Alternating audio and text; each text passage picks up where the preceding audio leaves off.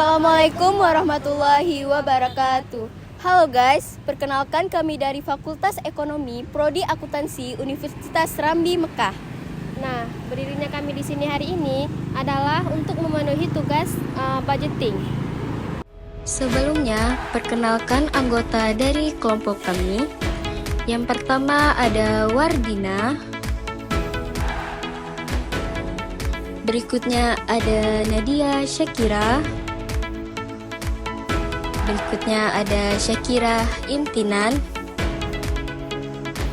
Selanjutnya ada Erni Rahmayani.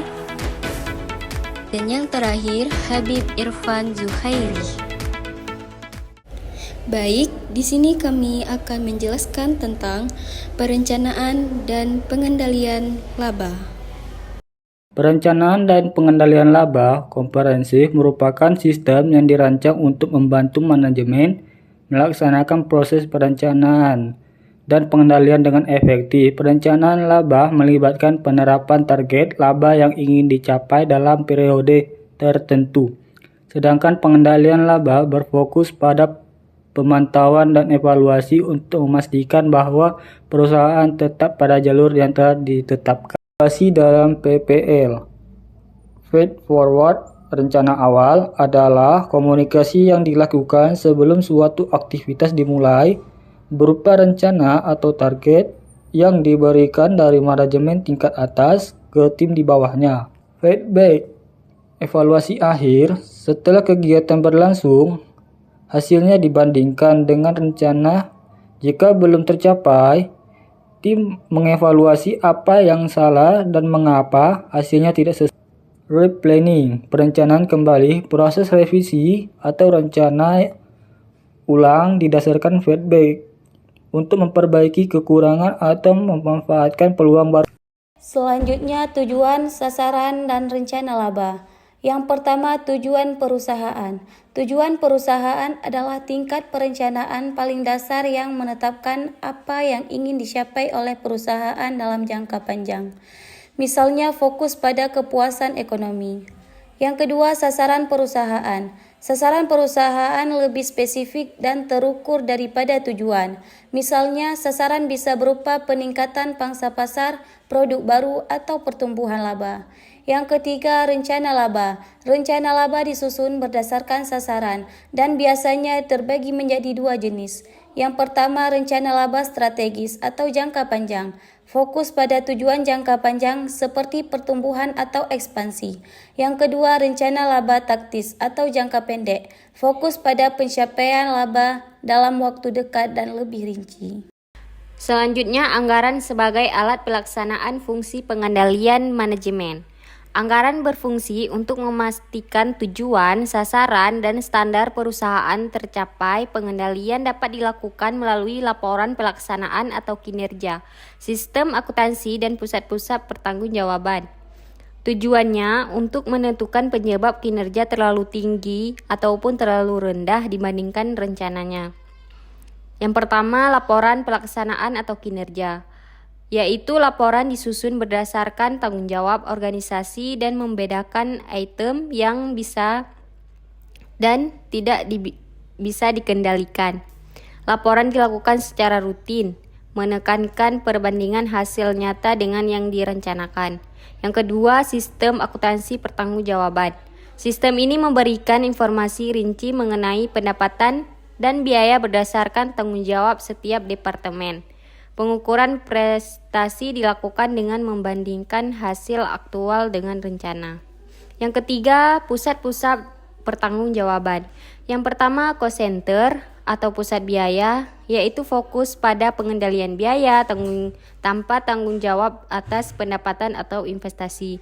Yang kedua, revenue center atau pusat pendapatan, yaitu hanya bertanggung jawab pada pendapatan yang dihasilkan tanpa mempertimbangkan biaya. Yang ketiga, profit center atau pusat laba, bertanggung jawab atas biaya dan pendapatan untuk menghasilkan laba. Yang keempat, investment center atau pusat investasi, yaitu tanggung jawab mencakup laba, pendapatan, biaya, serta investasi aset perusahaan. Selanjutnya ada anggaran sebagai alat pelaksanaan fungsi koordinasi manajemen.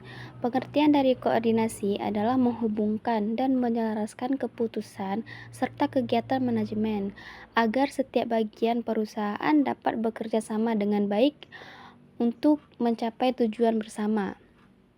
Koordinasi ini biasanya menghubungkan atau menyatukan keputusan dari kegiatan manajemen dengan suatu perusahaan agar atau dapat dengan mudah untuk mencapai tujuan mereka bersama. Nah, ini berarti saat membuat rencana atau aktivitas perusahaan atau kita harus mempertimbangkan kegiatan pada bagian-bagian lainnya.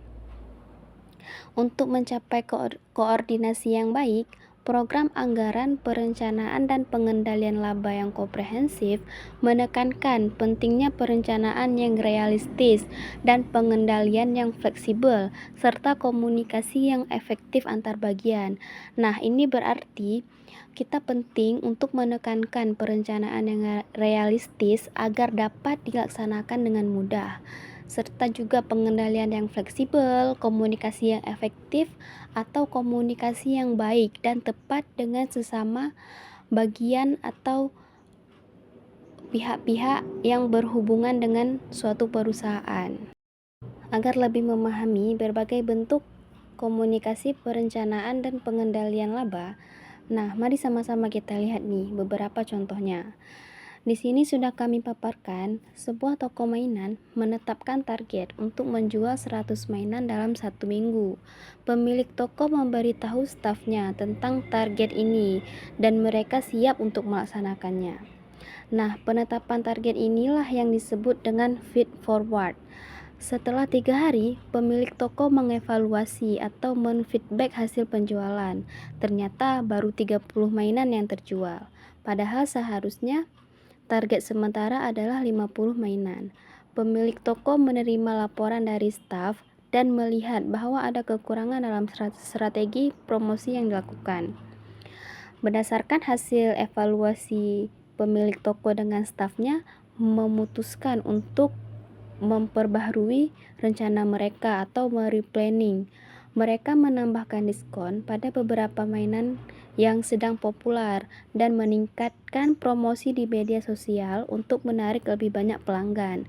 Tujuannya adalah agar penjualan di hari-hari berikutnya bisa meningkat dan menutupi kekurangan penjualan pada minggu-minggu lalu dan serta target mingguan mereka dapat tercapai.